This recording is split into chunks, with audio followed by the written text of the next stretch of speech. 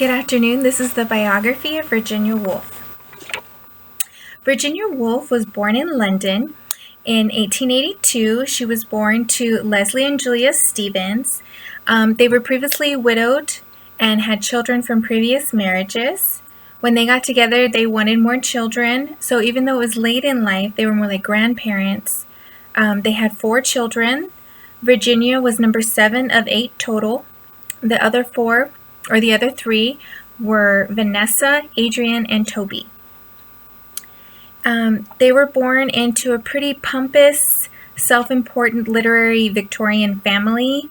The father was a writer, an historian, an editor, and a famous mountain climber, where he was later knighted by the Queen herself, and his wife was a model. They would have parties and literary guests such as Tennyson, Eliot, and Henry James.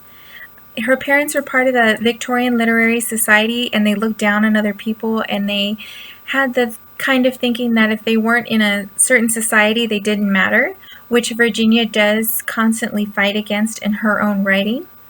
Virginia and Vanessa were very close. They had tutoring by their parents. They weren't allowed to go to school like their brothers Toby and Adrian, and Virginia always felt ashamed of her lack of schooling.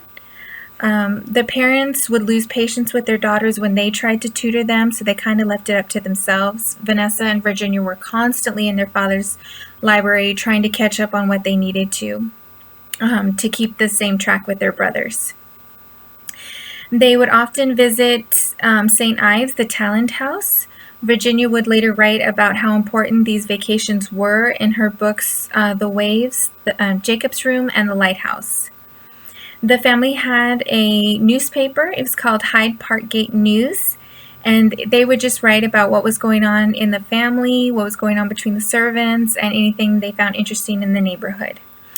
Virginia was very excitable. She was thought of as clumsy, but she was always ready to play, ready to act out, ready to read anything that her family wanted. She was prone to wild fits. They would call these purple rages, and once they see that Virginia was getting too excited, they would try to calm her down so she wouldn't get upset. Virginia's mother died when Virginia was 13 years old. Virginia tried to take over the household to help her father, but she had a nervous breakdown shortly after. She saw that her happy childhood was falling apart, and she didn't have a way to deal with that. Stella, her half-sister, took over the household, and she was engaged. Her father, Leslie, said, "Please don't leave the house. We need you. Everyone's depending on you right now." So Stella married and invited her husband to live with the rest of the family. Stella was very happy until she got sick, and she died 3 months later. This also furthered Virginia's depression. Her father really never recovered after his wife passed away, and then to lose his his stepdaughter. And he would have fits of depression. No one could really talk to him. He didn't want to be seen anymore, no matter how hard the family tried to help him out of his depression. At this time, Virginia was also subjected to molestation by her older half-brother, George Duckworth. No one in the family knew. This was actually later found in some of her diaries and when she wrote a memoir later on in her life. This would also affect her later in her marriage life to Mr. Woolf. And some people say that some of her writings and some of her depression later on in life also was affected by her molestation from her half-brother. Soon after that, her father dies, and Virginia is just overwhelmed with grief and guilt that she really never got to know her dad. She just knew him as a self-important literary historian and writer from the Victorian era. And after his wife died, he was depressed. She felt guilty that she didn't really get to know the person inside him. Her depression caused an attempted suicide. She tries to jump out of her bedroom window. Later, she moved with her brothers and her sister to Bloomsbury. Bloomsbury is not a very high neighborhood. People look down on it. But she invited her friends and family to stay there with her. And they became known as the Bloomsbury Group, as a group of intellectuals. They had artists, writers, painters, all live there. People would look down on it and they call them immoral.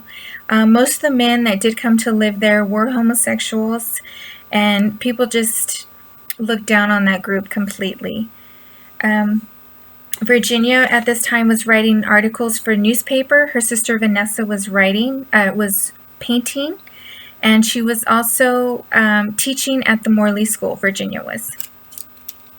This group was involved with the Dreadnought hoax. The Dreadnought is a ship. It was kind of the pride of the Royal Navy at this time. And these group of men who were in the Navy were kind of jealous of the sailors who were on the Dreadnought. So there was an internal conflict in the Navy. So they wanted to prank the Dreadnought, and they dressed up as Abyssinian princes with blackface and royal dressings. And they even forged a telegram saying, "You're going to be receiving Abyssinian princes. They want to see the Dreadnought. Please pull no stops out when they come." So they had a fanfare, they had food, they had a band, and the princes included Virginia Woolf and her brother, and this is also Virginia Woolf right here, in complete blackface. They didn't speak, they didn't eat, they just nodded and bowed, and they would say bunga bunga to each other when they were looking over the ship. They did get in trouble for this. They told everyone, well, it wasn't them, it was actually a group of intellectuals from Cambridge and the Bloomsbury House. So all of the men got a thrashing on the buttocks by the Navy except for Virginia Woolf. This caused Virginia Woolf to suffer another mental breakdown. Some people say that it was the excitement of performing this, and some people say that she was really scared that she was going to get into some trouble. In 1912, she marries Leonard Woolf, who was also part of the Bloomsbury Group. Shortly before this, her sister Vanessa marries Clive Bell, and her brother Toby dies of typhoid. So Virginia kind of felt that she was being left behind, which kind of pushes her into marriage with Leonard Woolf. She wasn't really suited for marriage at this time. People say that her molestation as a kid really affected her marriage, and she wasn't capable of being the type of wife that someone needed at this time. She started to get sick. She would have delusions. She would start hearing things, and she did not eat. Leonard Woolf decided to put her into a nursing home until she got well enough to come home. Then she had nurses around the clock to make sure that she was eating. He wouldn't let her read or write at this time, make sure that she wasn't getting excited. They moved out into the country because Leonard said that it was putting too much strain on her. She needed a calm environment. She does have another suicide attempt. They move out to Hogarth at this time, and he needs Virginia to settle down. It is said that Leonard was very upset because he didn't know what he was marrying into, and he didn't want to make a wrong decision for Virginia. They come up with the Hogarth Press in 1923.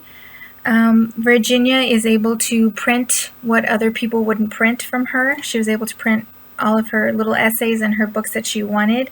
They also printed the first English edition of Freud. And during this time, she also had Mrs. Dalloway, The Lighthouse, Jacob's Room, The Waves, The Voyage Out, Orlando, and A Room of One's Own. Virginia wasn't allowed to have children. The doctors said that it wasn't good for her mental state. So her sister Vanessa would always send out her kids to them. She also met someone when she started to calm down and she wasn't having as many fits. when she herself would put it, she wasn't feeling sick. They decided to get a house in London, and here she met Vida. And Vida also had children, and she would send her children out with Virginia also. And the children, her nephew and niece, and Vida's kids would all say that even though she was an elder grown up in the group of their parents, she would always play with the children. She would laugh, tell stories with them. They could tell her secrets, and she wouldn't say anything to the other adults. All the children said that she was a real joy to be around, and that she would constantly ask them questions that their parents would never ask them, from getting up in the morning to how they felt when the sun hit their face, to what they felt about food. Every little detail like that, Virginia wanted to know from the children. It is said that Virginia and Vida had a love affair. Her son, Vida's son, said yes, they were lovers for a time in 1925. Some people who studied Virginia said, no, she was pretty faithful to Leonard. So it goes back and forth to whoever you'd like to believe. While with Vida, and Virginia Woolf has said that this has been one of her best friends that she dearly loved. She wrote the book Orlando. Orlando grows from a boy to a woman over several decades.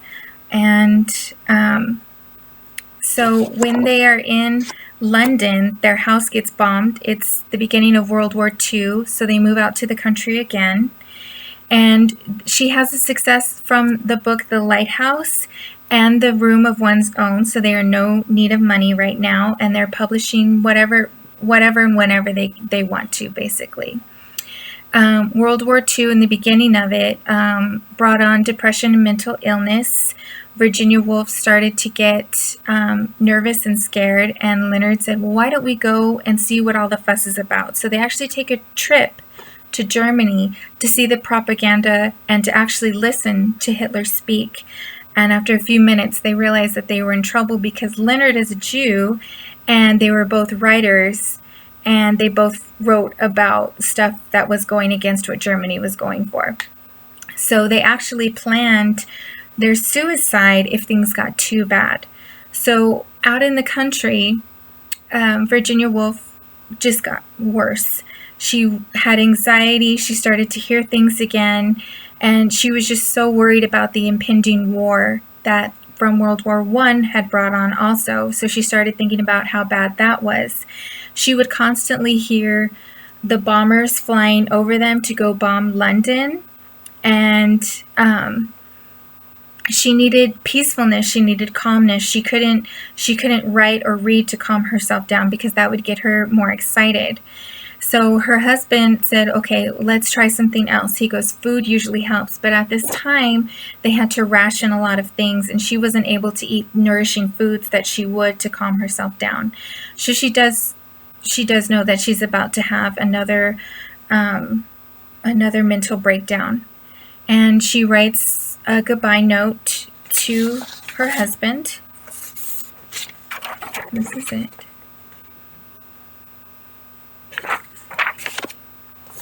And in it she writes, Dearest, I feel certain I am going mad again. I feel we can't go through another of those terrible times, and I shan't recover this time. I begin to hear voices, and I can't concentrate, so I am going to do what seems the best thing to do. You have given me the greatest possible happiness. You have been in every way all that anyone could be. I don't think two people could have been happier till this terrible disease. I can't fight any longer. I know that I am spoiling your life, that without me, you could work. And you will, I know. You see, I can't even write properly. I can't read. What I want to say is I owe all the happiness of my life to you. You have been entirely patient with me and incredibly good. I want to say that everybody knows it. If anybody could have saved me, it would have been you. Everything has gone from me but the certainty of your goodness. I can't go on spoiling your life any longer. I don't think two people could have been happier than we have been, V. And that is her suicide note. She walks out to the river behind her house and she drowns herself. It is said that she put on a heavy trench coat and put stones in the pockets, but even then they said that she would actually have to force herself to drown because she was such a good swimmer. Many people look at her suicide as not cowardly. They think it is brave because she had gone through all these symptoms before. She didn't want to live through another world war. She knew what it had done to her family and London, and she was ready to go. She didn't want to burden her husband either, with dealing with the world war and dealing with the sick wife who didn't even want to eat, who could be prone to fits of madness, who was hearing things. So she killed herself. So people look at it as a brave thing to do, and it was like more of her last way of saying, I'm in control of my head and my body. And even though she had these fits of madness, this was her way of saying, I'm going to get in the last word with this sickness. So Virginia Woolf is very popular and she's very important. She was considered one of the first modernists. Her and her sister Vanessa fought against her parents, and they thought they were stuffy and old, and they had their old Victorian ways, and here they were at the beginning of the 20th century, and everything was booming, and it wasn't the time to write about love and flowers, and they wanted to write about people, and they wanted to write not just about society that they were in, but internally. And so Virginia does constantly battle that, the internal versus the external, to explain that when you write, you need to write about the mind and what thoughts you're going through, to write modern consciousness. And she gave her characters an interior monologue, not just a monologue that was talking to people. She had sensory details in her writing. She noticed things most people didn't. She wrote about the inside of people, talks about ordinary things such as shopping, baking, moths. She wrote a beautiful essay on a moth and how he lived for a day. She wrote about her headaches, how she would get terrible headaches, but she made them seem important because they were daily important things. Most of the writers would just write about huge, traumatic, beautiful things. And she says, no, you can find that in everyday things, the slightest little things you can write about. She wrote about women's sexuality. She is considered a true feminist, and how she looked at women. In A Room of One's Own, she does write how Shakespeare had a very popular sister, but she wasn't given the same credit because she wasn't able to go to the same schools, and she wasn't able to perform her plays and everything. She said that we missed out on some of the world's greatest writers because women weren't invited to college. Women can't get published like men can. She did suffer delusions, which she also wrote about. She wrote about her hearing voices. Now, today, we realize that she was probably schizophrenic. She had manic depression. And then she did, in her journals, she did write how, since she suffered as a kid, she was able to see this process of mental health and how it was kind of getting better, but they still, because she was a woman, looked at it differently. And let's see. I wanted to end with one of her quotes. I thought how unpleasant it is to be locked out, and I thought how it is worse, perhaps, to be locked in. Thank you. This is the biography of Virginia Woolf.